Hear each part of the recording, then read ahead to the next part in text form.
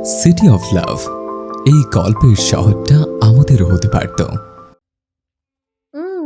ব্যথা পাচ্ছি নীলয় ভাই, ছাড়ুন প্লিজ, অনুরোধের সুরে বলল হিয়া। নিলয়ের বাঁ হাতে বন্ধি, তার দুটো হাত মাথার উপরে বিছানায় চেপে ধরা, আর এক হাত কোমরের শাড়ির ভাঁজে উন্মুক্ত কোমরে খামচে ধরা। নখ দেবে যাচ্ছে এক প্রকার, উজ্জ্বল শ্যামবর্ণ রঙেও লাল হয়ে যাচ্ছে জায়গাটা। রাগে হিসেসে উঠছে নিলয়ের মস্তিষ্ক। কত বড় সাহস! এতবার বারণ করার পরেও পরপুরুষের সামনে যায় সেজেগুজে সং হয়ে। এই নিলয় ঈশানের বউকে কিনা আর এক পুরুষ দেখে যায় বিয়ের উদ্দেশ্যে। মস্তিষ্ক আবারও বিগড়ে গেল নিলয়ের। আরো জোরে খামচে ধরল উদম, যেন মাংস তুলে নিবে। এইবার শব্দ করে কেঁদে দিল হিয়া। ব্যথায় ভয়ে তার প্রাণ পাখি যায় যায় অবস্থায়। কান্নার তোপে পুরো শরীর কেঁপে উঠছে। ব্যথায় শরীরের উপরে ভারী, শরীরের চাপে নিঃশ্বাসের গতি এলোমেলো হচ্ছে হিয়ার। হিয়াকে শব্দ করে কাঁদতে দেখে মস্তিষ্ক কিছুটা শান্ত হয়ে আসছে নিলয়ের। রাগ কমছে, খামচে ধরা উদর থেকে হাত কিছুটা শিথিল হলো। নিলয়কে কিছুটা শান্ত হতে দেখে কেঁদে ফুপিয়ে ফুপিয়ে নিজের হয়ে সাফাই গাইতে শুরু করলো হিয়া। আমি যেতে চাইনি ওনাদের সামনে। মা আর ভাবি জোর করে শাড়ি পরিয়ে নিয়ে গেছে আমায়। তোকে বলেছি না আমার বউ তুই, এইসান বাড়ির পুত্রবধূ তুই। তুই কেন পরপুরুষের সামনে গিয়ে সংসারে বসবে? এক্ষুনি খুলবে এই শাড়ি। বলেই আবারও ফোপাতে লাগলো হিয়া। বলেই হিয়ার হাত ছেড়ে কাঁধ থেকে শাড়ির আঁচল টেনে খুলে ফেললো। শাড়ির কুচিতে হাত দিতে গেলেই হিয়া দুই হাতে আটকাতে চাইলো নিলয়কে। রাগে হিতাহিত জ্ঞান শুনল নিলয়, কোনো বাধা মানল না। বেগুনি কালার জামদানি শাড়িটার স্থান হলো ফ্লোরে। দুহাতে শরীরের উন্মুক্ত স্থানকে ঢাকার আপ্রাণ চেষ্টা করছে হিয়া, কিন্তু সম্ভব হচ্ছে না। তাই ছোট দুটি হাত দিয়ে কেবল বক্ষ বিভাজনটা আড়াল করে রাখলো। যদিও ড্রিম লাইটের হালকা আলোতে কিছু বোঝা যাচ্ছে না। হিয়াকে চুপসে যেতে দেখে তার দিকে দৃষ্টি দিল নিলয়। নিজেকে আড়াল করতে চেষ্টা করতে থাকা হিয়াকে দেখে এতক্ষণে যেন হুঁশ ফিরল নিলয়। তার কণ্ঠনালী শুকিয়ে এসেছে। বারবার ঢোক গেলার চেষ্টায় অ্যাডামস অ্যাপেলটা ভেসে উঠছে। হিয়া কিছু বলতে যাবে এর আগেই দু ঠোঁট দ্বারা আঁকড়ে ধরল হিয়ার নরম কোমল ঠোঁট। নিঃশ্বাস নিতে পারছে না হিয়া, দু হাতে ঠেলে সরাতে চাচ্ছে নিলয়কে। এতে আবারও তার দুটি হাত আটকা পড়ল নীলার শক্ত পুরুষালী হাতের মুঠোয়। জোরে জোরে শ্বাস টানছে হিয়া। শ্বাস নেওয়ার সাথে সাথে বুকের ওঠা নামাও বৃদ্ধি পেয়েছে। শক্ত করে ঢোক চাপলো নীলার। হিয়ার ঘাড়ে মুখ গুজলো আবারও। পাগল করে দিচ্ছে সময়। নতুন শিহরণ, নতুন অনুভূতিতে জমে গেছে হিয়া। পায়ের তলা শিরশির করছে, তল পেতে প্রজাপতিরা উড়ি করছে। 18 বছরের নারী সত্তা নতুন কিছু স্বাদ নিতে যাচ্ছে। চোখ গড়িয়ে জল পড়ছে হিয়ার। হিয়াকে কান্নারত অবস্থায় দেখে নিজেকে আটকালো নিলয়। কপালে চুমু খেয়ে নিজেকে শান্ত করলো। আবারও গলায় মুখ ডুবিয়ে বলল, আমায় কেন রাগাস ডিয়ার? তুই তো জানিস আমার রাগ কতটা ভয়ঙ্কর। আমি আপনার অবাধ্য হতে চাইনি নীলয় ভাই। মা আর ভাবি হঠাৎ করে এসব তোড়জোড় শুরু করে আমায় জোর করে নিয়ে গেল ওই লোকগুলোর সামনে। এক থাপ্পড় খাবি বেয়াদব। কে তোর ভাই? 2 দিন পর তোর বাচ্চার বাবা হব আমি, মাথা মোটা কোথাকার। বলেই হিয়ার ওপর থেকে উঠে গেল। ফ্লোর থেকে শাড়িটা উঠিয়ে হিয়ার দিকে ছুরি মেরে নিঃশব্দে বেরিয়ে গেল রুম থেকে দরজা দিয়ে। ঘড়িতে তখন রাত 12টার উপরে। শাড়িটা কোনো রকম গায়ে জড়িয়ে উঠে দরজা আটকালো হিয়া। তার জীবনটা খুব এলোমেলো। বাবা না থাকলে বুঝে এমনই হয় জীবন। নিঃশব্দে কাঁদতে থাকলো হিয়া, বালিশে মুখ গুজে। নতুন দিনের সূচনা। আকাশে সূর্যের লালাভু ছড়িয়ে যাচ্ছে অন্ধকার কেটে। ইস, এরকম করে যদি তার জীবনের দুঃখগুলো কেটে যেত ভোরের আলোয়, কত ভালোই না হতো। মলিন হাসলো হিয়া। নির্ঘুম রাত কাটিয়েছে সে। এখন দুই চোখের পাতা বুঝে আসতে চাইছে তার, কিন্তু সে এখন ঘুমোবে না। নামাজ পড়ে সকলের জন্য নাস্তা বানাতে হবে, না হয় ভাবির অন্ধকার করা মুখ দেখতে হবে। আজকে অবশ্য তার ফুপি আছে, মুখ ভার না করে রাখতেও পারে। উনি আবার সবার সাথে ভালো, তার সাথেও ভালোই। শুধু সেই না বলা সবকিছু বুঝে যায়। মাথার উপর বাবা নামক ছায়া নেই তো, তাই। 1 বছর হবে তার বাবা মারা গিয়েছে। বাবা থাকতে এই একতলা ভবনটিও যেন সুখের রাজপ্রাসাদ ছিল তার কাছে। এখন শুধুই একটা আশ্রয় তার কাছে, যার বেশি দিন দীর্ঘস্থায়ী হবে না হয়তো। বুক ভরা শ্বাস ফেলল হিয়া। খাট থেকে উঠে অজু করে এসে নামাজে দাঁড়ালো সে। নামাজ পড়ে রান্নাঘরের দিকে যাবে। তার ফুপি এসেছে সন্ধ্যার আরো খানিক পরে। পাত্রপক্ষ চলে যাওয়ার পর তিনি এসে সেই যে তাকে রুমে পাঠিয়েছে, আর সে বের হয়নি। তার ফুপু শিরিন হক থাকেন ঢাকা সপরিবার নিয়ে। তার ফুপা নাজমুল এহসান একজন সংসদ সদস্য।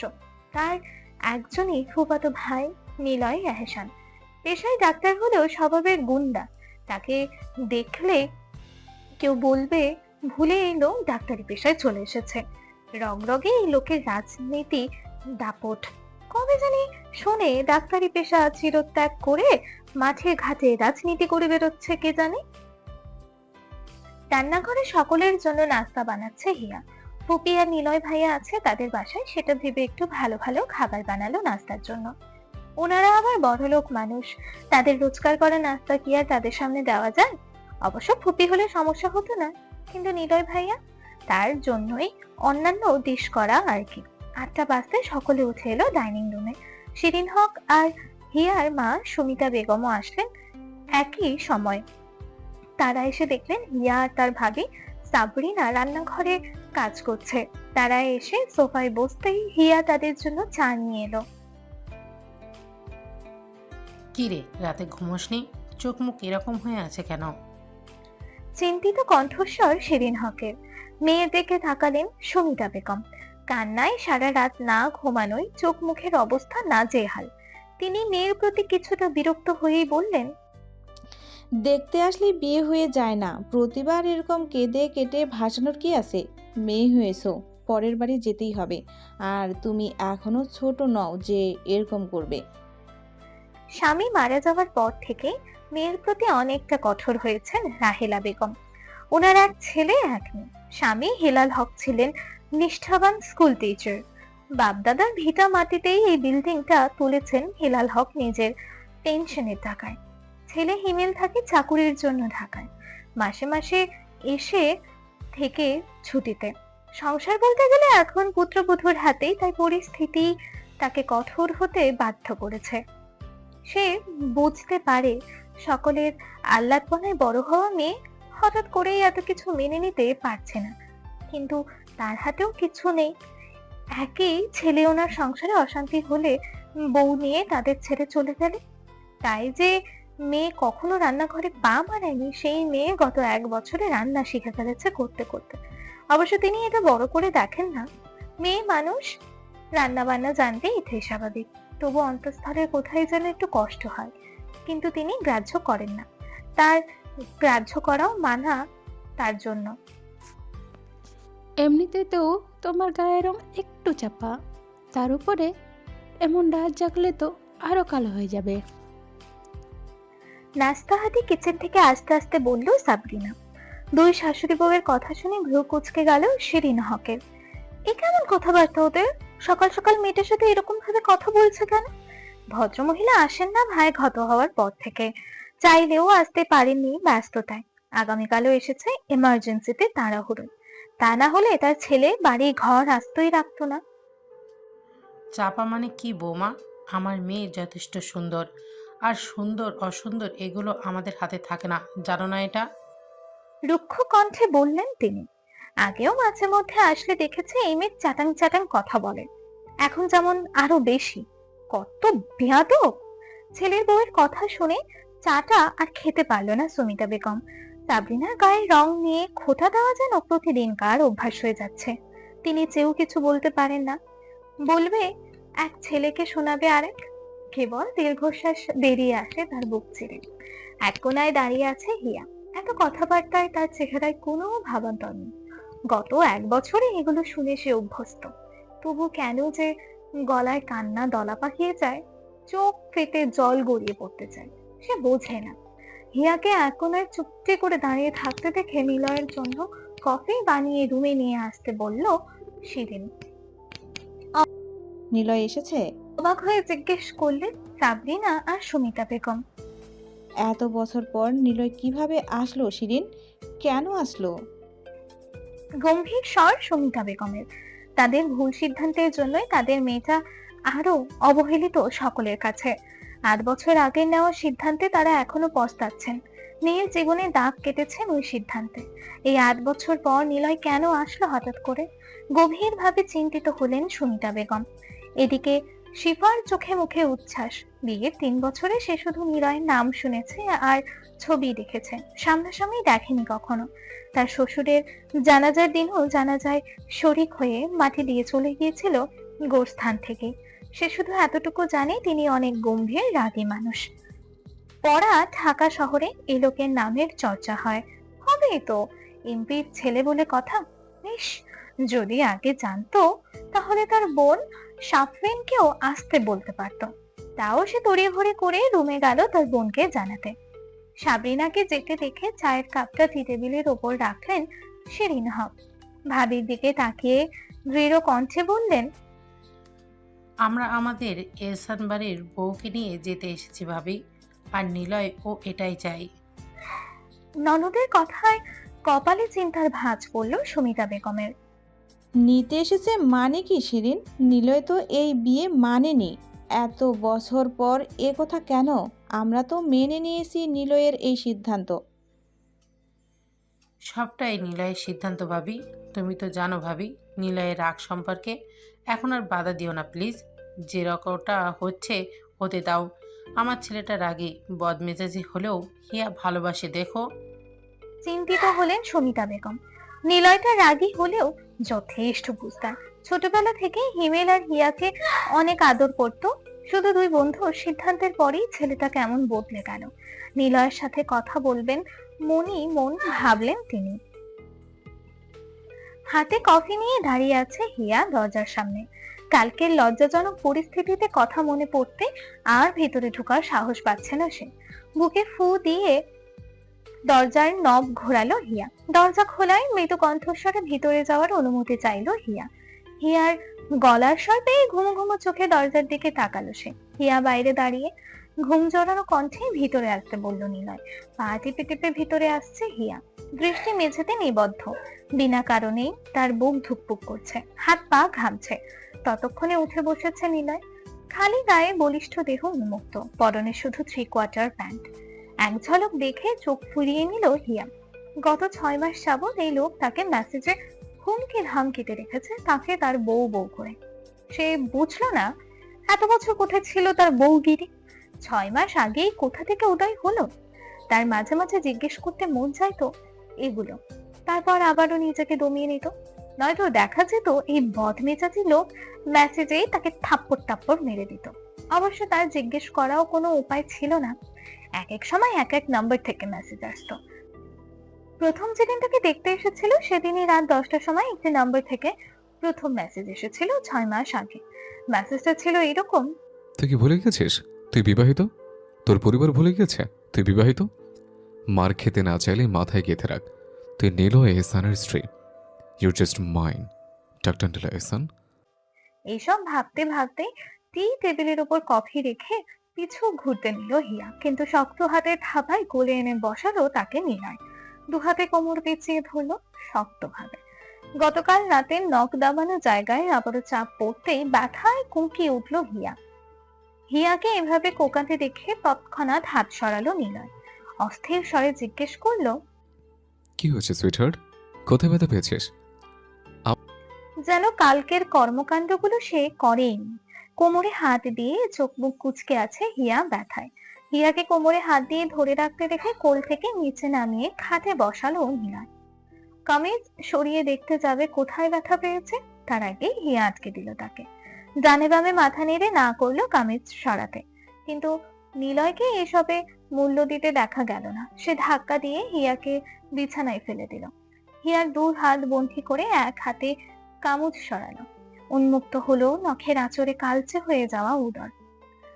টপার টপ কয়েকটা চুমু খেয়ে নিল নিলয় ব্যথা স্থানে। খামচে ধরে আছে হিয়া নিলয়ের সিল্কি বড় বড় চুলগুলো। নিলয়ের হুটহাট স্পর্শে নাজেহাল অবস্থা আজ 2 দিনে হিয়ার। বেসামাল হয়ে যায় তার নারী সত্তা। শিহরণে শরীর কাঁপছে হিয়ার। নিলয়কে থেমে যেতে দেখে খামচে ধরা চুল ছেড়ে দিয়ে শীতল করলো হাত। নড়ে চড়ে উঠে যেতে চাইলো হিয়া, কিন্তু তাকে আবারও পা ধরে টেনে আবারও কোলের ওপর বসালো নিলয়। এমন করাতে বিস্ময়ে চোখ বড় বড় হয়ে গেল হিয়ার। ছাড়ুন ছাড়ুন ছাড়ুন প্লিজ, কি করছেন? কেউ এসে পড়বে না? অনুরোধ সুরে বলে মোছামুছি শুরু করলো আবারও, চোখে মুখে আকুতি ছাড়া পাওয়ার। কিন্তু নিলয় তার কথা সম্পূর্ণ অগ্রাহ্য করে কামিজের ফাঁক গলিয়ে ব্যথা পাওয়া স্থানে আলতোভাবে স্লাইড করা শুরু করলো। নেশালো চোখে তাকালো হিয়ার চোখে, হাসকি ছয়ে বলল। আমার তো 8 বছরের পেন্টিং বাসুটা সেরে ফেলতে মন চাচ্ছে ডিয়ার। হিয়া লজ্জা পেয়ে মুখ সরিয়ে নিল। You're blushing. Want me to make it worse? Dining এ বসে নাস্তা করছে নিলয়, চেহারায় গাম্ভীর্যতা, খাওয়ার স্টাইলেও আভিজাত্য মোড়ানো।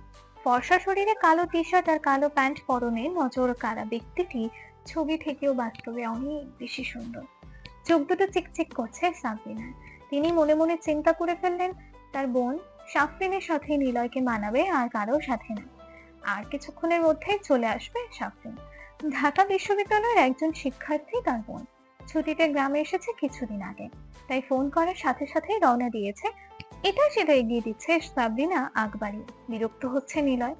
তার মা বউটা কোথায়, কোন জঙ্গলে গিয়ে মঙ্গল করছে কে জানে। খাওয়া বন্ধ করে উঠে দাঁড়ালো নিলয়, হাত ধুয়ে চলে যাওয়ার জন্য। একই ভাইয়া, উঠছেন কেন?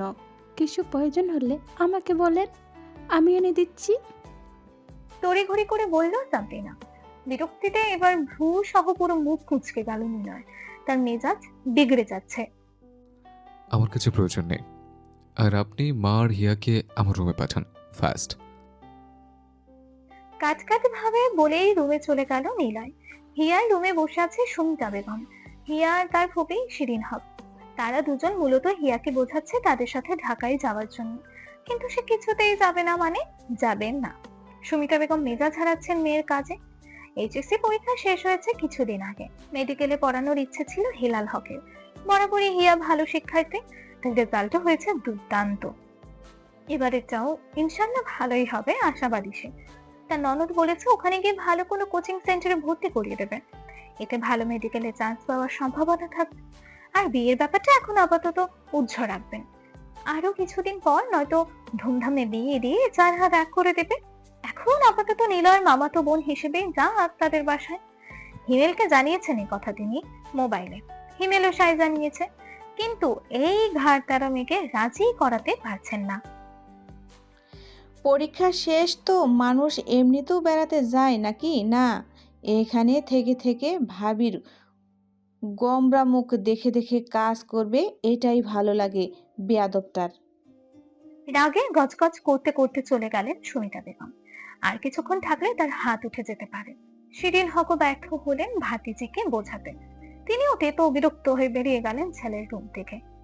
এক ঘাটতারাই আরেক ঘাটতারাকে এসে সামলাম, তার কাম্য নয় এসব বাবু। রাগে বাইরে থেকে ডাকতে ডাকতে রুমে ঢুকলো নিলয়। তার ইমার্জেন্সি ওটি আছে, বিকেলে আবারও বাবার সাথে একটা মিটিং অ্যাটেন্ড করতে হবে। আর এই মেয়ে এখানে বসে ড্রামা করছে।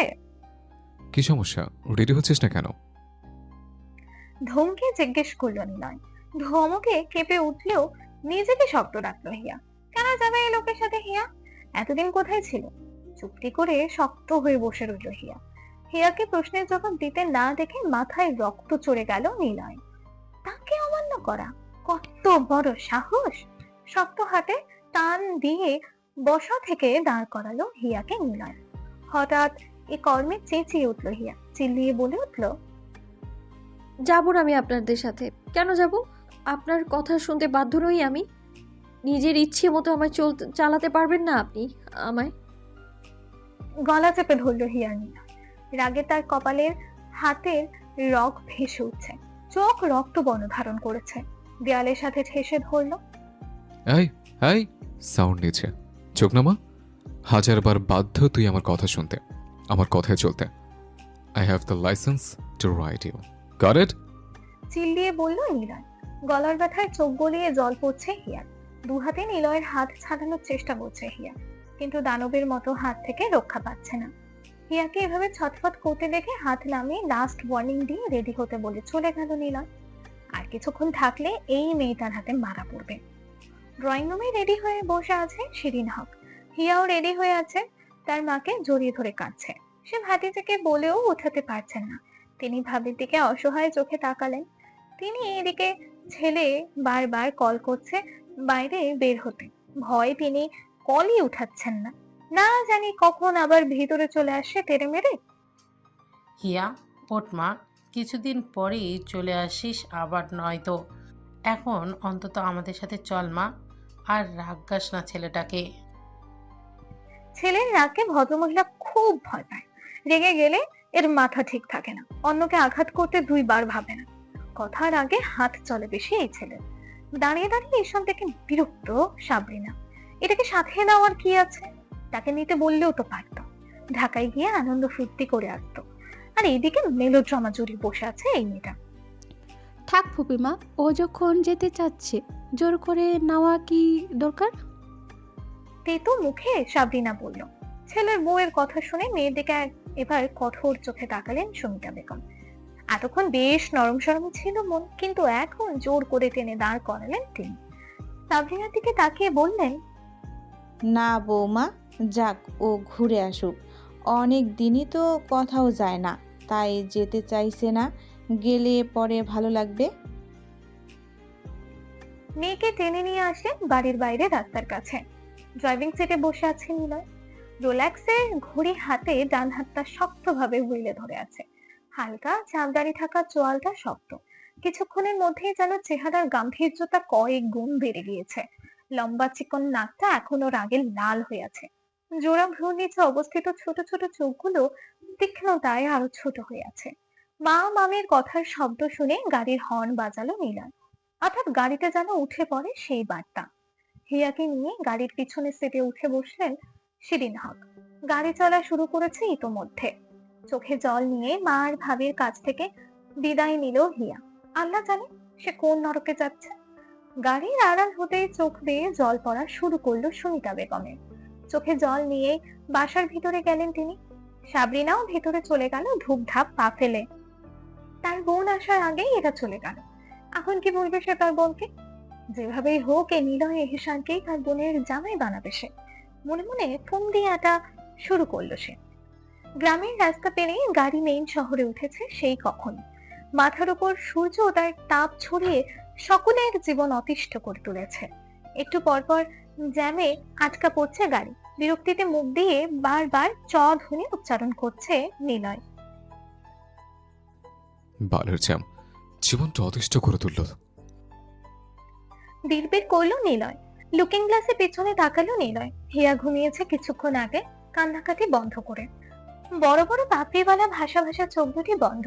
কান্নার কারণে চিকন নাক, লাভ শেপের পাতলা ঠোঁট, ছোট্ট থুতনিটা লাল হয়ে আছে। চোখ সরিয়ে নিল নিলয়।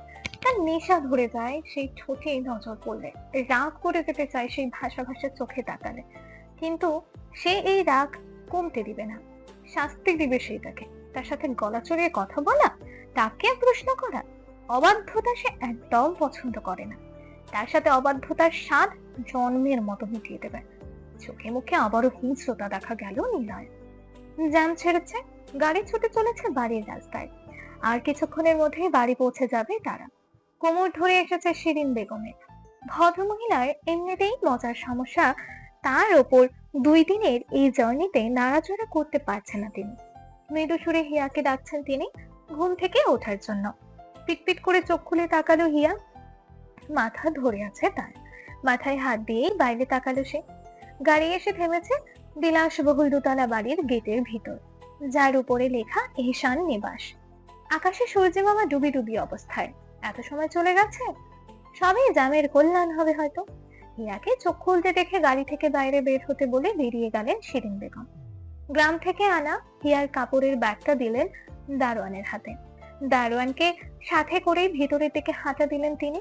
তার স্বামী বোধহয় এখন বাড়ি নেই, থাকলে চারিদিকে গার্ডরা থাকতো, এসব ভেবেই হাঁটতে থাকলো। নিজেকে স্থির করে গাড়ি থেকে বের হতে নিল হিয়া। দরজার কাছে গিয়ে দরজা খোলার চেষ্টা করে দেখলো দরজা লক করা। ভ্রু কুচকে গেল হিয়ার। ওমা, একটু আগে না ফুপি বের হলো, এইটুকু সময়ের মধ্যে লক হয়ে গেল কিভাবে? মাথা এদিক সেদিক ঘুরিয়ে দেখলো নিলয় বসে আছে এখনো ড্রাইভিং সিটে মাথা এলিয়ে। 2 চোখ বন্ধ। সে ডাকলো, নিলয় ভাই, দরজা খুলুন, বের হব আমি। তাকালো না নিলয়। একই কথা আবারও বলল হিয়া, কিন্তু কোনো সারা শব্দ নেই। হঠাৎ করে ঝড়ের বেগে দরজা খুলে ফ্রন্ট সিট থেকে পেছনের সিটে এসে হিয়ার উপর ঝাঁপিয়ে পড়লো নিলয়। হিজাবের পেছনের চুল শক্ত করে টেনে ধরলো এক হাতে, অন্য হাতে গাল চেপে ধরলো যেন চাপা খুলে যাবে। হঠাৎ আক্রমণে বাঘ হারা হিয়া। চুলের ব্যথায়, চাপার ব্যথায় গোঙাচ্ছে সে, মুখ দিয়ে শব্দ বের হচ্ছে না। এখন এসেছিস না আমার সাথে, তখন অবাধ্যতা দেখালি কেন? রাগে হিসিয়ে বলল নিলয়। হিয়া গোঙানো সুরে কোনো রকম ভাবে ছাড়ুন ছাড়ুন বলছে। আমার রাগ কমছে না, কি করি বলতো? তোকে শাস্তি না দিলে আর স্বস্তি মিলছে না। রেডি থাকিস শাস্তি পাওয়ার জন্য। চিবিয়ে চিবিয়ে বলেই গাড়ি থেকে বের হয়ে গেল নিলয়। দু হাতে গাল ধরে কান্না করছে হিয়া। এই লোক উন্মাদ, সাইকো। লোক একটা ছোট্ট বিষয় নিয়ে এমন করে, কে বাঁচাবে এখানে তাকে? অন্ধকার চারিদিকে, নিস্তব্ধতায় ঘেরা চারিপাশ। জঙ্গলের ধারে অবস্থিত পরিত্যক্ত গোডাউনটায় যেন বেশি নিরাপত্তা, বেশি অন্ধকার। পরিত্যক্ত গোডাউনটার সামনে দুটি গাড়ি অবস্থিত, যার মধ্যে একটি কিছুক্ষণ আগেই অবস্থিত হয়েছে। ভিতর থেকে কারো গোঙানোর শব্দ পাওয়া যাচ্ছে। চেয়ারের উপর আয়েশ করে বসে আছে নিলয়, এক হাতে সিগারেট আর এক হাতে রিভলভার। ক্ষণে ক্ষণে সিগারেটের ধোঁয়া ওড়াচ্ছে সে। ঠান্ডা চোখে তাকিয়ে আছে সামনের ব্যক্তির দিকে, যে আপাতত ফ্লোরে পড়ে আছে, হাত পা মুখ বাঁধা অবস্থায়, সারা শরীরে জখম। চোখ দিয়ে হাজার আকুতি বোঝাচ্ছে তাকে ছেড়ে দেওয়ার জন্য। তার দ্বারা এই ভুল আর কখনোই হবে না। নিলয় বুঝলো সেই চোখের চাহনি। পাশে দাঁড়িয়ে থাকা রাকিবকে ইশারায় বোঝালো মুখ খুলে দিতে। ভাইয়ের ইশারা পেয়ে তৎক্ষণাৎ মুখ খুলে দিল রাকিব।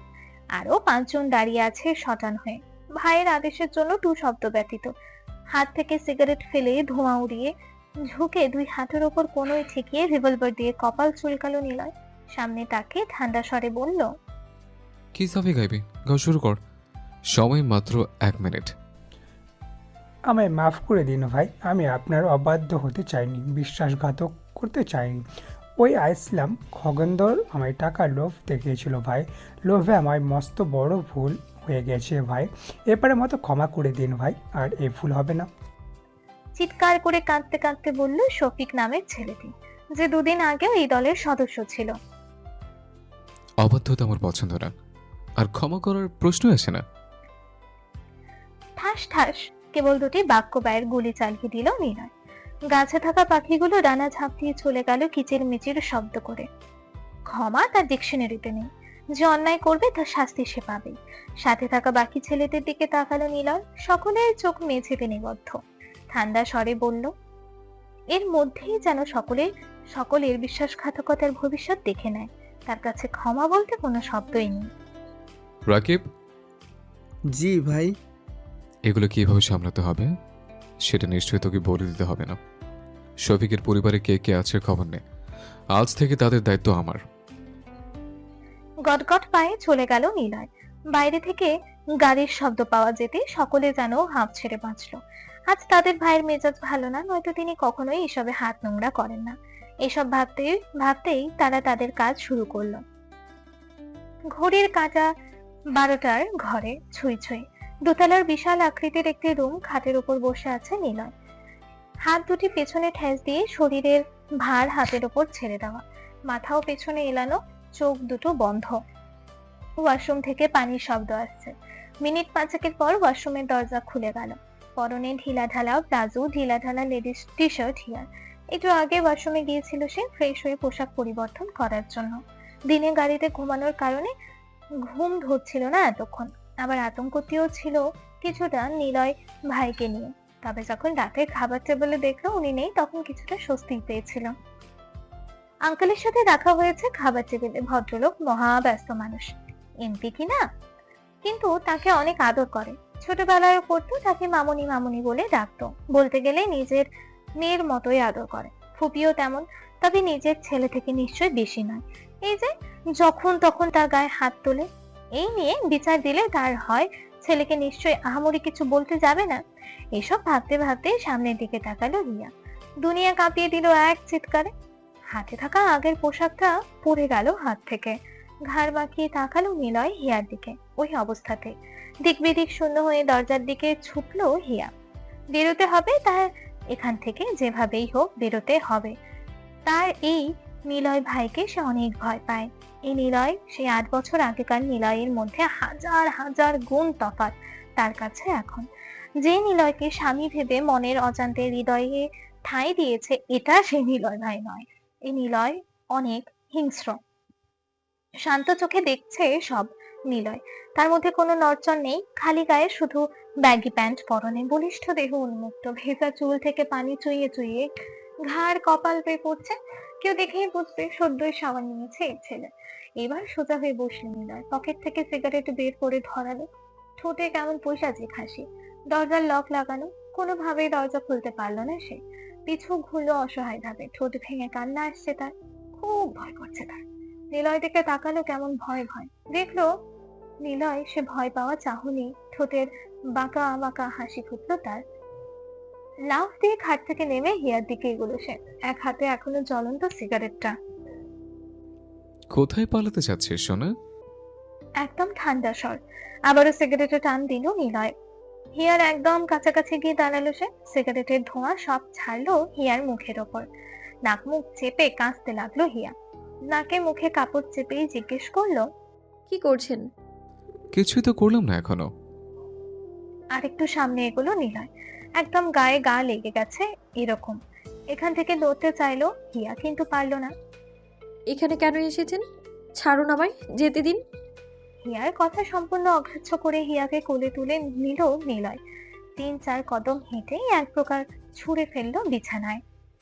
হঠাৎ এরকম কাণ্ডে বাঘারা হিয়া অস্ফুট স্বরে আর্তনাদ করলো কিছুটা। উঠে বসলো হিয়া, বসে কিছুটা পিছালো। নিলয়ও বিছানায় উঠেছে, হাঁটুতে ভর দিয়ে দাঁড়িয়ে এক প্রকার। হিয়ার দুপা টেনে তার কাছে নিয়ে আসলো। ধস্তাধস্তি করছে হিয়া ছাড়া পাওয়ার জন্য। ধস্তাধস্তিতে তার ঢেলা ঢালা প্লাজোর অবস্থা বেগতিক। হাঁটুর ওপর উঠে গিয়েছে প্লাজো, সম্পূর্ণ পা উন্মুক্ত। সেসবে খেয়াল নেই হিয়ার। সে ছাড়া পাবার জন্য ব্যস্ত। প্লাজোর ফাঁক গলিয়ে হাত ঢুকিয়ে দিল নিলয়। হিয়া শান্ত হয়ে গেল, একেবারে চুপ। শুধু জোরে শ্বাস টানছে আর ফুপাচ্ছে। কান্না করছিস কেন? মেরেছি তোকে? কিছু করেছি এখনো? কান্না করবি আমার বেড পারফরমেন্সে, ওকে শোনা? এখন থেকে শুধুই আদর করব। বলেই হিয়ার ঠোঁট আঁকড়ে ধরলো ঠোঁট দ্বারা। ছাড়া পাবার জন্য হাত দিয়ে ঠেলছে নিলয়কে হিয়া। হাত দুটো দু হাতে পিছনে নিয়ে চেপে ধরলো নিলয়। এক হাতে 2 হাত বন্দি করলো। চোখ বড় বড় করে তাকালো হিয়া। কি করতে চাইছেন আপনি? ছাড়ুন আমায়। হাত পা নাড়াচাড়া করছে হিয়া ছাড়া পেতে। হিয়ার কথায় পাত্তা দিল না নিলয়। পুনরায় ঠোঁট আঁকড়ে ধরলো নিলয়। হাত চলছে যত্রতত্র। কিশোরী সমস্ত কায়া ব্যথায় জর্জরিত হচ্ছে শক্ত হাতের ছোঁয়ায়। মিনিট ব্যয়ে অস্ফুট স্বরে চিৎকার করে উঠল হিয়া। তৎক্ষণাৎ এক হাতে মুখ চেপে ধরলো নিলয়। ব্যথায় কান্না করছে হিয়া। তার কাছে এসব কিছু নতুন। স্বামী নামক পুরুষের এই ছোঁয়া নতুন। তার দেওয়া লাল নীল ব্যথাগুলো নতুন। সে এগুলো সহ্যই করতে পারছে না। সে এখান থেকে পালাতে চাচ্ছে যে কোনো মূল্যে। সে তো মেনে নিয়েছিল নিলয়ের কাছে আসা, তাই বলে এতটা অ্যাগ্রেসিভ। আই এম সরি সোনা, I am out of control now, please সামলে নে। নিজের সত্তাকে হিয়ার কাছে সঁপে দিতে দিতে বিড়বিড় করে আওড়ালো নিলয়। বিছানার চাদর খামচে ধরে কান্না করছে হিয়া। তার কান্নাও নিলয়কে থামাতে পারছে না। সে তার কাজে ব্যস্ত। ছাড়ুন। কান্না করতে করতে বলল হিয়া, হাত দিয়ে চেপে ধরা মুখ থেকেই কোনো রকমে। Just a little bit more জান। এ নিয়ে 3 বার একই কথা ওড়ালো নিলয়, কিন্তু এই লিটল বিট মোর আর শেষ হচ্ছে না। ওদিকে ব্যথায় জর্জরিত হিয়া প্রায় অর্ধজ্ঞান। ফজরের আজান হয়েছে আরো কিছুক্ষণ আগেই। হিয়াকে কোলে করে ওয়াশরুমে নিয়ে গেল নিলয়। হিয়াকে গোসল করিয়ে নিজে করলো। বিছানার চাদর পরিবর্তন করে হিয়াকে শুইয়ে দিল। নিলয় গেল অন্য রুমে ফার্স্ট এইড বক্স আনতে।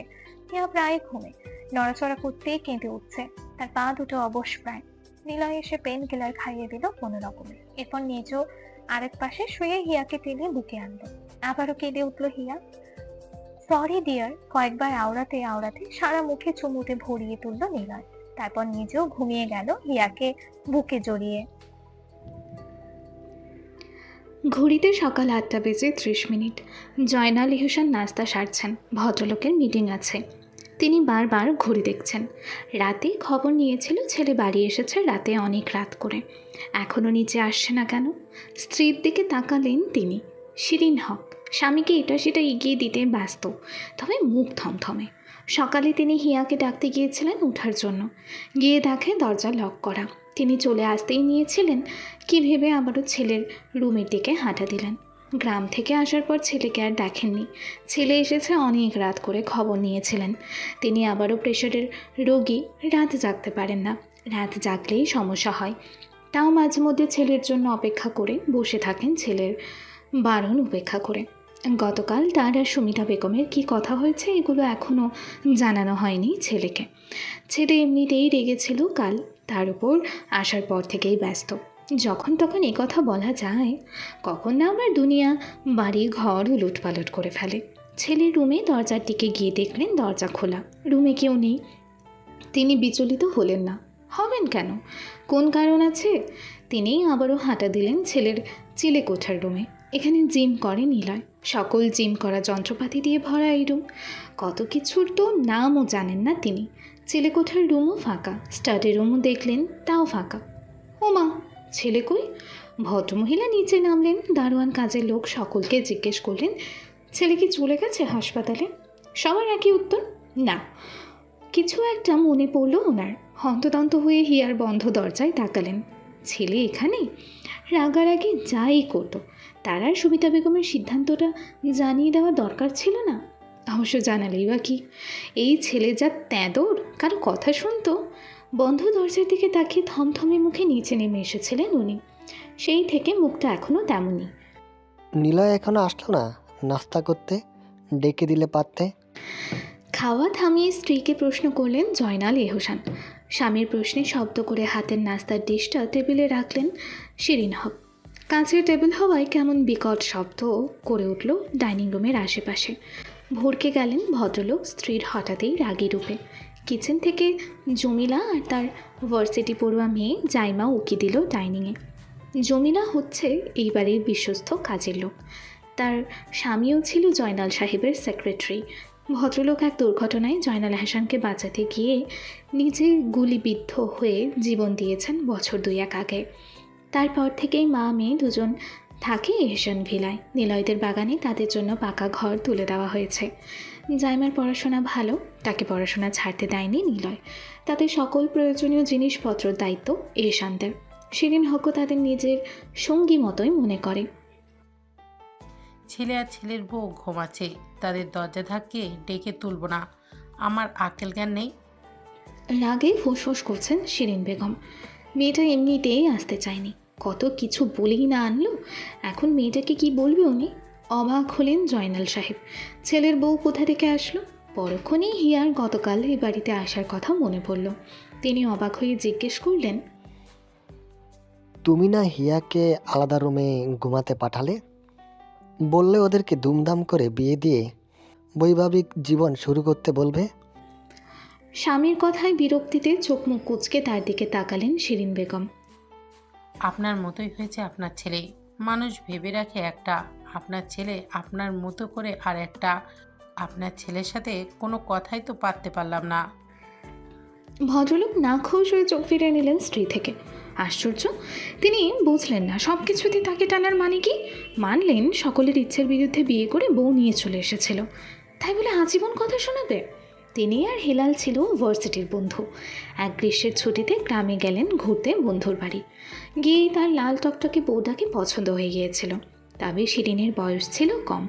সকলে অমত বিয়েতে, তবু সে বিয়ে করলো সকলের অমতে। তারপর সকলে ঠিক করলো, থাক, বিয়ে যেহেতু হয়েই গেছে, এখন মেয়ে বড় হোক, তারপর না হয় শ্বশুর বাড়ি পাঠাবে। কে শুনে কার কথা? সে রাতেই কাউকে না জানিয়ে বউ নিয়ে চলে এসেছিলেন তিনি। একজন এমপি হয়ে বাইরে সম্মান পেলেও ছেলে বউ 2 টাকার মূল্যও দেয় না। আফসোস। তাদের কথার মাঝখানে নিলয় নামলো একেবারে রেডি হয়ে, হাতে ডাক্তারি অ্যাপ্রন নিয়ে। বাবার বরাবর সামনের চেয়ারে গিয়ে বসলো সে। তাকে দেখে শিরিন বেগম খাবার এগিয়ে দিলেন, তো শব্দ ব্যতীত। এত বড় দামড়া ছেলেকে কি বলবেন তিনি? বললেই শুনবে এই ছেলে? 2 আনার দাম পাবে তার কথা? ছেলেকে দেখে গলা খাকারি দিলেন জয়নাল এহসান। শফিকের কি ব্যবস্থা করলে বেশি কিছু করো না শাসিয়ে। বেশি না, 2টো গুলি খরচ করেছে। ব্রেক চিবোতে চিবোতে বলল নিলয়। ছেলের দিকে চোখ বড় বড় করে তাকালেন ভদ্রলোক। মারার কি দরকার ছিল? বয়স কম, ভুল হয়ে গিয়েছে, শাসিয়ে ছাড়িয়ে দিতে। আপনি বুঝবেন না কোনটা দরকারের কোনটা অদরকারে। ছাড় দেওয়া ছেড়ে দেওয়া আমার ধাতে নেই। ছেলের কথা মোটেও পছন্দ হলো না ভদ্রলোকের। তারপরেও বেশি কিছু বললেন না, বললেও শুনতো না। পরে দেখা যাবে না খেয়ে রেগে মেগে চলে যাবে। বলেছিলাম যে হিয়া আর তোমার বিয়েটা ধুমধাম করে দিতে। তোমার মামি ইচ্ছে এটি বলতে পারো। তোমার ফুপি এখানের কেউই তো জানে না তোমাদের বিয়ের কথা। তোমার ফুপিও আসবে কিছুদিনের মধ্যে এখানে। ব্যাপারটা দৃষ্টিকটুক দেখায়। এভাবে আমতামতা করছেন শিরিন বেগম। মায়ের অসম্পূর্ণ কথাও বুঝল নিলয়। কে কি ভাববে বলবে এসব নিয়ে আমি কখনোই মাথা ঘামাইনি, আর ঘামাবো না। তবে আমার স্ত্রীর সম্মান অসম্মানের বিষয়টা অবশ্যই খেয়াল রাখবো। উঠে দাঁড়ালো নিলয়, মায়ের দিকে তাকিয়ে বলল, হিয়া একটু অসুস্থ, একটু পর গিয়ে নাস্তা খাইয়ে দেবেন। তারপর বাবার দিকে তাকালো। রাকিবের সব দিক নির্দেশনা দেওয়া আছে, কোনো সমস্যা হলে জানাবেন। বলেই চেয়ার থেকে অ্যাপ্রন আর টেবিল থেকে গাড়ির চাবি নিয়ে বড় বড় কদমে চলে গেল নিলয় হসপিটালের উদ্দেশ্যে। ছেলে বেরোতেই স্বামীকে বিদায় দিয়ে জাইমা, জমিলা সহ ছুটলেন হিয়ার রুমের দিকে। ঘুমাচ্ছে হিয়া। ঘড়িতে তখন 9টা বেজে গেছে। কিছুক্ষণ আগেই শিরিন হক, জাইমা, জমিলা বেগম এসে দেখলেন হিয়া কম্বল মুড়ি দিয়ে ঘুমাচ্ছে। কম্বল সরিয়ে কপালে হাত দিলেন শিরিন হক। গায়ে জ্বর আছে কিছুটা। মৃদুস্বরে ডাকলেন হিয়াকে। চোখ খুলে তাকালো হিয়া।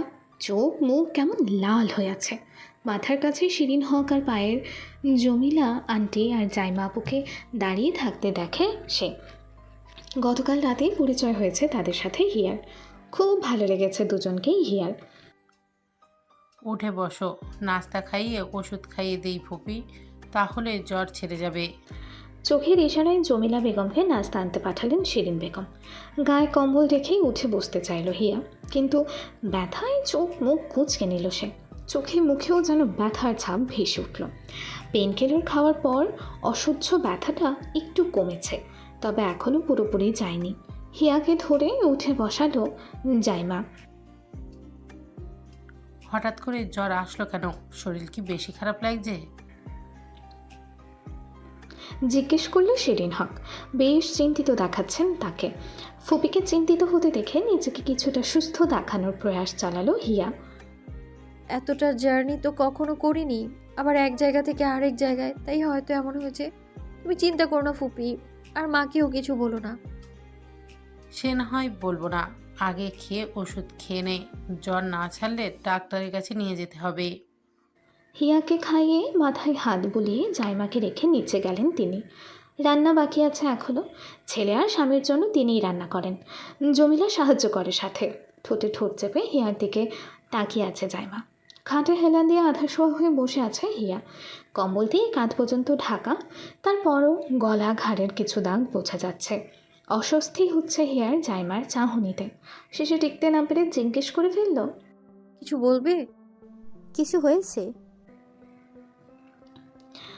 পাল্টা সন্দিগ্ধ প্রশ্ন জাইমার। হাঁসফাঁস করে উঠল হিয়া।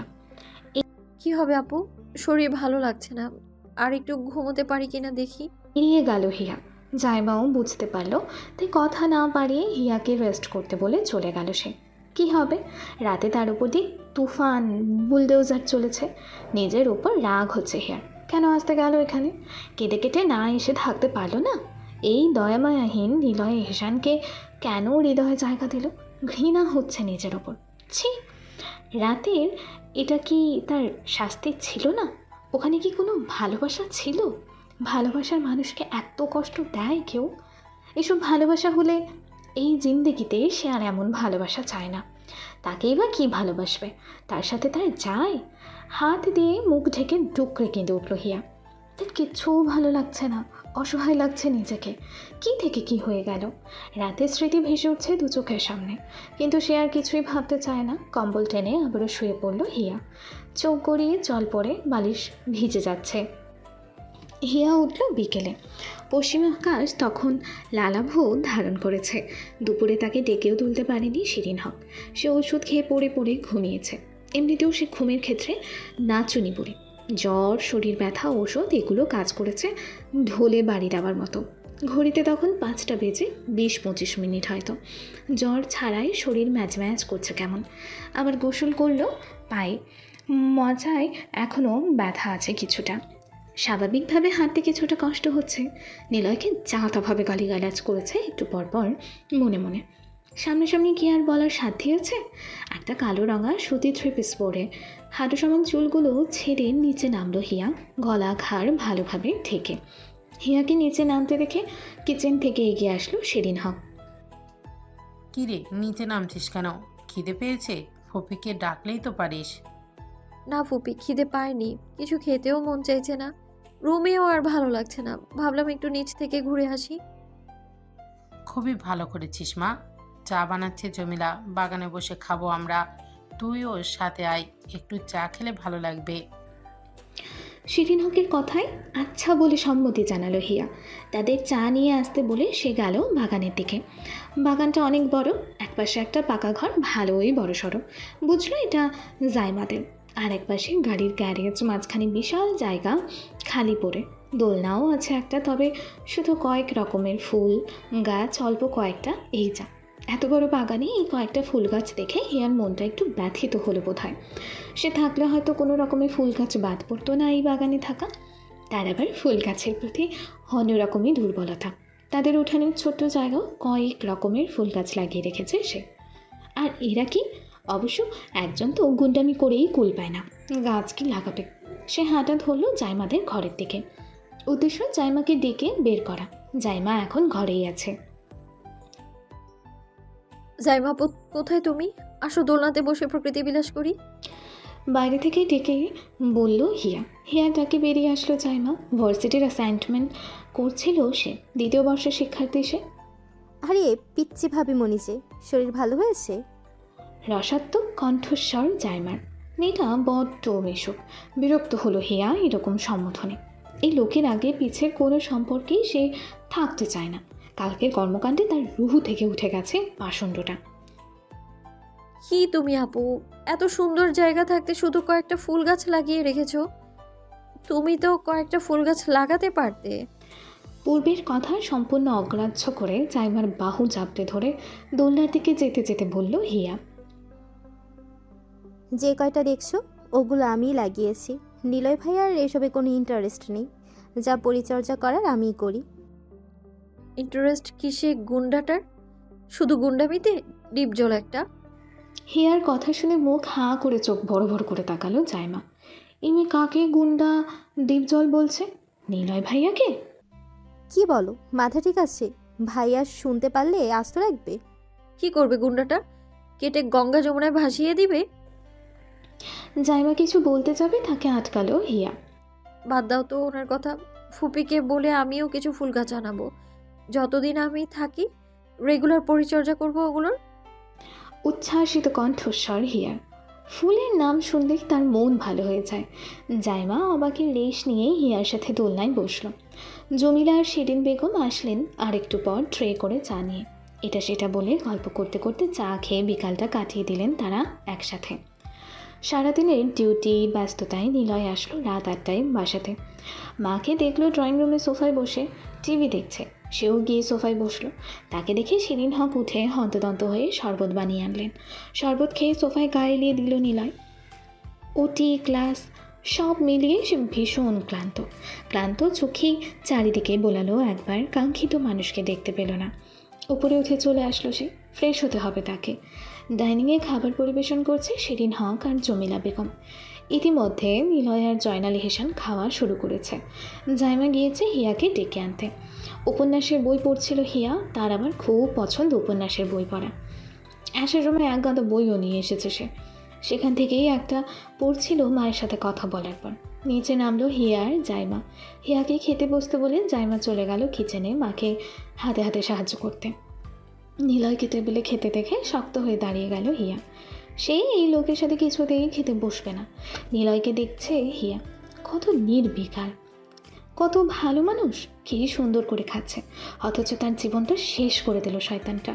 শিরিন হকের ডাকে তার দিকে তাকালো হিয়া। নিলয় তাকালো হিয়ার দিকে, যে আপাতত টেবিলের সামনেই দাঁড়িয়ে আছে। কিরে দাঁড়িয়ে রয়েছিস কেন, বসে পড়। আমি এখন খাবো না ফুপি, তোমার সাথে খাবো। বলেই আবারও নিলয়ের দিকে তাকালো। নিলয়ও তাকিয়ে আছে তার দিকে কেমন ভ্রুকুচকে। এদিকে ভ্রুকুচকে তাকানোর কি হলো? অসহ্য। কি একটু জার্নি করলি, জ্বরটা বাদিয়ে ফেললি একেবারে। এখন তাড়াতাড়ি খেয়ে ওষুধ খেয়ে নে, না হলে আবার জ্বর চলে আসবে। হুম, অনেক বড় জার্নি ছিল তো, তাই অসুস্থ হয়ে গেছে। মিটিমিটি হাসতে হাসতে হাতের খাবারের ডিশটা রাখতে রাখতে বলল জাইমা। সে যা বোঝার বুঝে গেছে। জাইমার কথার টোন বুঝতে পেরেছে হিয়া, কেউ না বুঝলো। লজ্জায় পড়ে গেল হিয়া, তার উপর আবার সামনে নিলয় বসা। উফ, অস্বস্তিতে সরে যেতে চাইল হিয়া এখান থেকে, কিন্তু শিরিন হক টেনে এনে বসিয়ে দিলেন একটা চেয়ারে। রাতে আবার জ্বর আসলে তোর সাথে হসপিটালে নিয়ে যাই তো নিল, একবার ডাক্তার দেখিয়ে আনলেও ভালো হয়, ঠিক না? স্ত্রীর কথায় সম্মতি জানালেন জয়নাল এহসান। নিলয় নির্বিকারভাবে খাচ্ছে, তার কোনো হেলদোল নেই এত সব কথাবার্তায়। পরীক্ষার রেজাল্ট কেমন হবে মা? কয়েকদিনের মধ্যেই তো রেজাল্ট পাবলিশ হবে, তাই না? জয়নাল সাহেব জিজ্ঞেস করলেন হিয়াকে। আশা করছি ভালোই হবে ইনশাআল্লাহ আঙ্কেল। আঙ্কেল কি মা, বাবা বলে অভ্যস্ত করো, ঠিক আছে? হেসে বললেন জয়নাল এহসান। ভদ্রলোক বড়ই হাসি খুশি খুশমেজাজি মানুষ। না পারতেও হিয়া একটু মেকি হাসলো শব্দবিহীন, আর চোখে নিলয়ের দিকে তাকালো। এই লোক এখনো খেয়েই চলেছে, রাক্ষস একটা। রেজাল্টের পরে ভালো কোচিং ক্লাসে ভর্তি করে দিব, হ্যাঁ? ভালোভাবে পড়বে যেন নিলয়ের মেডিকেলে চান্স পাও। বয়েই গেছে তার গুন্ডার মেডিকেলে পড়তে। ভেঙচি কাটল হিয়া সকলের অগোচরে। খাওয়া শেষ হয়েছে সকলের। ইতিমধ্যে জয়নাল এহসান আর শেরিন বেগম রুমে চলে গিয়েছে। কিচেনে গোছকাজ করছে জমিলা বেগম। জাইমাও চলে গিয়েছে তাদের ঘরে। সিঁড়ি বেয়ে উপরে উঠছে হিয়া, আর 2-1 সিঁড়ি বাকি আছে ওঠার। তার মনে হলো পিছনে কেউ আছে, পাত্তা দিল না সে। উপরে উঠে রুমের দিকে হাঁটা ধরল সে। মনের অভিলাষে পিছনের দিকে তাকিয়ে ঘাড় ফিরিয়ে নিল সে। হঠাৎ চোখ বড় বড় করে আবারও পিছনের দিকে তাকালো সে। নিলয় আসছে তার পিছন পিছন। আবার তার রুমে যাবে? অসম্ভব। কিছু না ভেবেই দিল তো। রুমে ঢুকে দরজা আটকাতে যাবে, চুলে টান পড়ল হিয়ার। চেঁচিয়ে উঠল হিয়া। একান দূরত্ব থেকেই নিলয় তার চুল ধরে টেনে রেখেছে। এই প্রথম বড় চুল হওয়ায় তার খুব আফসোস হলো। ছোট হলে নাগাল পেত না নিশ্চয়ই। তোর পিঁপড়ার পায়ের দৌড় যে আমার হাতে একই, দৌড় দিলি কেন? হাতে চুলগুলো পেঁচাতে পেঁচাতে ধাক্কা দিয়ে রুমে ঢুকে দরজা আটকে বলল নিলয়। রাতে তাকে জান, প্রাণ, সোনা, ডিয়ার, ফিয়ার, কত কিছু দিকে এখন আবার এমন করছে শয়তানটা। এটাকে এমনি এমনি দেখতে পারে না এখন হিয়া। ছাড়ুন, লাগছে তো। ব্যথাতুর কণ্ঠ হিয়ার। লাগুক, কল দিয়েছিলাম না, ব্লক করেছিস কেন? আমি বুঝিনি আপনি ছিলেন ওটা, বিশ্বাস করুন। বিশ্বাস আর তোকে? পোল্ট্রি মুরগি পেয়েছিস? দুপুরে আননোন নাম্বার থেকে কল এসেছিল। সে রিসিভ করে নিলয়ের কণ্ঠ শুনতে পেয়ে সাথে সাথে ব্লক করে দিয়েছিল। এই শয়তানটার সাথে কিসের কথা? মাথার ব্যথায় চোখ গড়িয়ে জল পড়ছে হিয়ার। তীর করে পাতলা ঠোঁটগুলো কাঁপছে, নাক লাল হচ্ছে। এগুলো দেখলেই নিলয় বেসামাল হয়ে যায় যে। করতে আসে একটা, করে ফেলে আর একটা। অবশ্য তার কোনো ভাবান্তর নেই, যা হচ্ছে হোক। পিছনে চুল পেঁচানো হাতের বাঁধন হালকা হলো। ধীরে ধীরে পিঠ বেয়ে কোমরে হাত নেমে আসলো।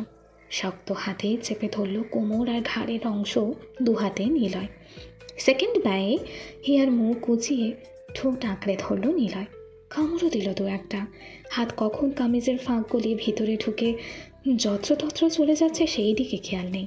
হিয়া নিলয়কে আটকাতে না পেরে বুদ্ধি খাটালো সে। রেসপন্স করতে থাকলো চুমুতে। হঠাৎ করে শব্দ করে হিয়াকে ছেড়ে দিল নিলয়। ঠোঁট কেটে রক্ত পড়ছে নিলয়। চোখ গরম করে তাকালো নিলয় হিয়ার দিকে। কি করেছে সেটা? কাল রাতে আপনি এগুলো কি করেছেন? ঠোঁট মুছে ঘাড়ের গলার দাগগুলো দেখালো হিয়া। ওর না কখনই ফেলে দিয়েছে নিলয়, কোথায় যেন। দুজনেই হাঁপাচ্ছে, জোরে জোরে শ্বাস টানছে। আরও আছে তো, এখানেও আছে, এগুলোও দেখা। চোখের ইশারায় হিয়ার বক্ষ বিভাজনের দিকে দেখালো নিলয়। দুহাতে বক্ষ ঢাকার চেষ্টা করলো হিয়া। ছি, লুচ্চা চরিত্রহীন কোথাকার। বউয়ের কাছে সবাই লুচ্চ, চরিত্রহীন থাকে শোনা। তা না হলে বউ থাকবে না। অশ্লীল একটা, এত বউ বউ করেন। আগে কোথায় ছিল আপনার এই বউ বউ? তার মানে কি আরো আগেই তোর ফিজিক্যাল নিড পূরণ করার দরকার ছিল? তার মানে কি আরো আগেই তোর ফিজিক্যাল নিড পূরণ করার দরকার ছিল? ওরে হর্নি বউ আমার। ছি, কি বলি আর কি বোঝে? আপনাকে ঘৃণা করি আমি, জান আপনি এখান থেকে লম্পট লোক। চেঁচিয়ে বলল হিয়া। আর একটা আউল ফল কথা বলে মোটের 12টা বাজাবি তো তোর খবর আছে। কাল সারাদিনও ছাড়া পাবি না আমার কাছ থেকে। কাছে আয়। নিলয় আবারও তার কাছে আসছে বুঝতে পেরে দৌড়ে বারান্দায় গিয়ে সেখান থেকে দরজা আটকে দিল হিয়া। হিয়ার এমন কাণ্ডে যেমন আহাম্মক বনে গেল নিলয়। মেজাজ বিগড়াল তার। দরজায় জোরে জোরে চাপড় মেরে বলল, হিয়ার বাচ্চা, ভালো ভালো বের হয়ে আস, নয়তো তোকে সামনে পেলে গুনে গুনে 10টা থাপ্পড় দিব, বলে দিলাম। রেগে আগুন হয়ে গেছে নিলয় হিয়ার এই কাজে। রুম থেকে বের হলো হিয়া। ঘড়িতে প্রায় 10টা বেজে গেছে। এতক্ষণে নিশ্চয়ই নিলয় ভাই চলে গেছে, সে ইচ্ছে করে লেট করে বের হয়েছে। রাতে নিলয় রাগে গজরাতে গজরাতে রুম থেকে বের হওয়ার পর সেও বারান্দা থেকে বের হয়ে দৌড়ে গিয়ে দরজা আটকে দিয়েছিল। বলা তো যায় না, আবার যদি চলে আসে। এখনো লেট করে রুম থেকে বের হয়েছে, যেন নিলয়ের সাথে দেখা না হয়।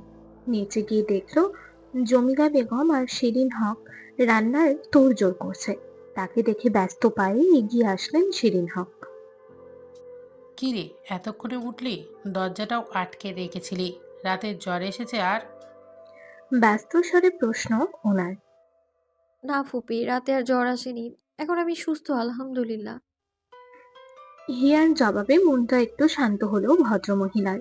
হিয়াকে টেনে এনে চেয়ারে বসালো, সামনে নাস্তা দিতে দিতে বলল, আজ নিলয়ের ফুপি আসবে চট্টগ্রাম থেকে, সাথে নিলয়ের ফুফাতো বোন জেরিন আর ওর কোন কাজিন যেন আসবে। আরও কয়েকদিন পর আসবে বলেছিল, কিন্তু তুই এসেছিস শুনে জেরিন বায়না ধরেছে এক্ষুনি আসার জন্য। জেরিনকে মনে আছে না তোর? হ্যাঁ ফুপি, মনে আছে তো জেরিনকে। অনেক বছর হবে ওর সাথে কথা হয় না, এখন নিশ্চয়ই অনেক পরিবর্তন হয়ে গেছে। না রে, দস্যি মেয়েটা এখনও তেমনই আছে। তোর কথায় প্রায় জিজ্ঞাসা করতো, আসলেই দেখতে পাবি সেই আগের মতোই আছে। জেসমিন আন্টি প্রায়ই যেত তার ফুপির সাথে জেরিনকে নিয়ে তাদের গ্রামে। তাদের নাকি গ্রাম খুব ভালো লাগে। জেরিন আর সে প্রায় সমবয়সী। জেরিনও এবার এইচএসসি দিয়েছে। জেরিনের বড় ভাই শিহাব ভাইয়াও তাকে খুব আদর করত ছোটবেলায়। তাদের বাসায় গেলে, আচ্ছা শিহাব ভাইয়াও কি আসবে? হিয়ার মনটা একটু পুলকিত হলো জেরিন আসবে শুনে। ভালো হয়েছে, তার আর একটা সঙ্গী হবে। নাস্তা শেষে কোমর দুলিয়ে বাগানে গেল হিয়া। হাঁটু সমান চুলের বিনুনিটা দুলছে হাঁটার তালে তালে। একটু দোল খাওয়া যাক বসে বসে, জেরিনরা আসার আগ পর্যন্ত। জাইমাবু ভার্সিটি গিয়েছে, ধরতে গেলে সে একাই এইদিকে। এই যে মিস কেশবালা, আপনি ক্যাঠা?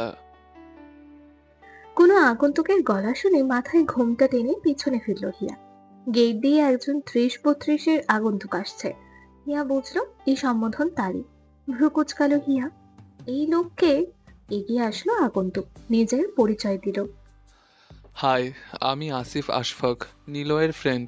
এই 2 গলি পরেই আমাদের বাসা। তুমি কে কেশবালা? তোমাকে তো আগে কখনো দেখিনি। আমি হিয়া, নিলয় ভাইয়ার। এখানে কি করছিস তুই? হিয়া চোখ বড় বড় করে ফেললো। হ্যাঁ, এই লোক যায়নি? কোথায় ছিল এতক্ষণ?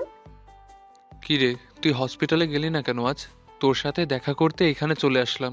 বাই দ্য ওয়ে, তোর একটা এইরকম এলোকেশি বোন আছে, আগে তো বললি না শালা। তাহলে তো কবে সিঙ্গেল থেকে মিঙ্গল হয়ে যেতাম। আফসোসের সুর আসিফের। এদিকে হিয়া হতভম্ব। কি সব ব্যস্ত কথাবার্তা! সে পালাতে চাইলো এখান থেকে। বন্ধুকে রেখে এখন নিশ্চয়ই তাকে নিয়ে পড়বে না। আচারের কথা বন্ধ করে রুমে যা, আসছি আমি। এদিকে একটা কাজ আছে। আসিফ চলে গেল। হিয়াও দ্রুত হাঁটছে, পারলে দৌড়াতো সে। কোনো দিকে যাচ্ছে খেয়াল নেই, কিন্তু 1 পা 2 পা করে এগোচ্ছে সে রয়ে শয়ে। হিয়াকে গ্যারেজের দিকে যেতে দেখে বাঁকা হাসল নিলয়। বাগানের সাইডে লাগানো আম গাছ থেকে একটা ডালা ভেঙে নিল সাথে। তার সাথে লুকোচুরি, হ্যাঁ? হাঁটতে হাঁটতে গ্যারেজের সামনে এসে দেখলো গ্যারেজের পাশে আর একটা রুম আছে। এটা সে সেই দিন দেখেনি, আজই দেখলো। সেইতে কিছু মাথায় নিল না, রুমে ঢুকে দরজার লক লাগিয়ে দিল। হিয়া যেন হাঁ ছেড়ে বাঁচলো। সেইবার রুমটা ঘুরে ঘুরে দেখতে থাকলো। ভালোই বড় রুমটা, কয়েকটা কম্পিউটার এখানে, একটা বড় বেড, ওয়াল ক্যাবিনেট, ওয়াশরুম। সে সবকিছু ঘুরে ঘুরে দেখার মধ্যে দরজার লক খোলার শব্দ হলো। সে আটকে উঠে পিছনে ফিরে তাকালো। আহ! চিৎকার করে পিছিয়ে গেল হিয়া। নিলয় দাঁড়িয়ে, হাতে গাছের কাঁচা ডাল, চোখে মুখে পৈশাচিক হাসি নিয়ে তাকিয়ে আছে হিয়ার দিকে। এই যে শুনছো মাই প্রিয় শ্রোতা বন্ধুরা, তোমরা শুনছো সিটি অফ লাভ প্রেরিত প্রেমে সিক্ত গল্প। আর আমাদের সাথে পথ চলতে do like, comments and share. আর সাবস্ক্রাইব করতে কিন্তু একদম ভুলবে না। টাটা।